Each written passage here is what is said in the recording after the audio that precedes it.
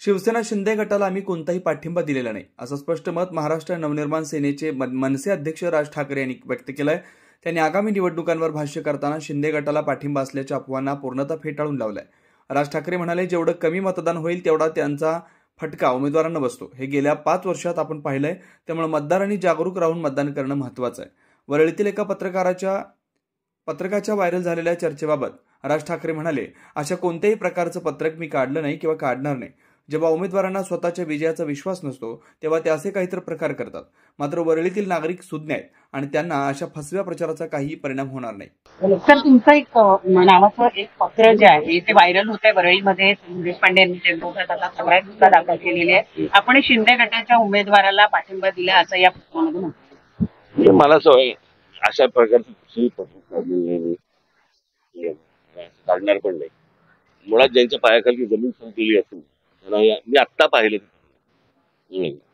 ज्यांच्या पायाखालची जमीन सरकलेली असतील, ज्यांना विश्वास नसतो आपण निवडून येण्याचं सोडाच मत मिळण्याचं, तेच असल्या काहीतरी गोष्टी करत असतात आणि ह्यांनी काही फायदा होणार नाही. वरळीकर सुज्ञ आहेत, या गोष्टींची पूर्ण कल्पना आहे आणि अशा प्रकारचा कोणताही पाठिंबा शिवसेना शिंदे गटाला दिलेला नाहीये. आम्ही आमची निवडणूक लढवतो. मला असं वाटतं मतदारांनी देखील या गोष्टींच्या वरती विश्वास ठेवू नये. कोणत्याही बाबतीत त्यांच्यापर्यंत पोहोचेल, पण हे गोष्ट खोटी आहे. ज्या पद्धतीने खेळ केले जात आहेत, म्हणजे अतिशय या संपूर्ण निवडणुकीमध्ये उंगळवाणी प्रकार बरेच बघायला भयंकर. मी तुम्हाला अगोदर सांगितलं होतं की या सगळ्या याच्यामध्ये माझ्या गुढीपाडव्याच्या सभेमध्ये सांगितलं होतं की या निवडणुकीमध्ये खूप गोंधळ होतो आणि विचित्र गोष्टींचे वापर होतील. त्याप्रमाणे ते होत आहे. कारण कोणालाच कुठच्या गोष्टींचा कोणाला अंदाज येत नाहीये. म्हणजे ना अगोदरच्या सत्ताधाऱ्यांना ना आताच्या सत्ताधाऱ्यांना कुठचंच. आणि असल्या प्रकारच्या गिमिक्स करून काय होणार नाही. आता मला असं वाटतं किती वेळ निघून गेलेली आहे. त्यांनी जी काय सगळ्यांनी बाकीच्यांनी माती खायची ती मला सुद्धा गेल्या 5 वर्षामध्ये खाल्लेली आहे. लोक या गोष्टींच्या भुलतापणा बोलणार नाही. पैशांचा वापर होतच होता.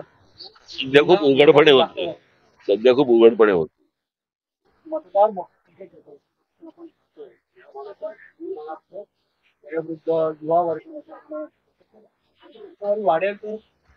वाढली पाहिजे. लोकांनी मतदान केलं पाहिजे. आणि ज्यांनी तुमच्या मतांशी प्रतारणा केलेली आहे किंवा त्यांनी अपमान केलेला आहे 5 वर्षामध्ये, त्यांना तुम्ही शिक्षा दिली पाहिजे.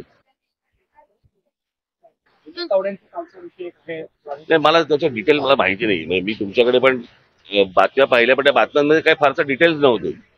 कोणतरी काहीतरी बोलत होतं, कोणतरी अजून काहीतरी बोलत होतं. त्यात फार डिटेल नव्हत्या.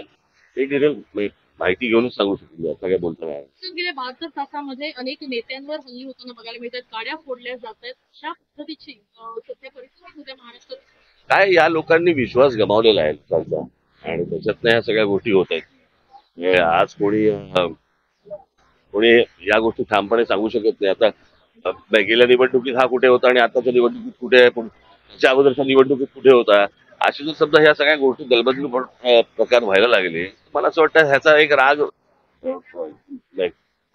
कोणकोणत्या अगोदरच्या पक्षापेक्षांकडनं तो होणारच आहे. गोष्ट होणारच आहे. गँगवर बरेच नाही. काय होतं, प्रश्न असा आहे की मुद्द्यांना तुम्ही थारा देत नाही. फुटेज तुमचं मुद्द्यांचंच असतं. त्याच्यामुळे आपण तरी काय करणार.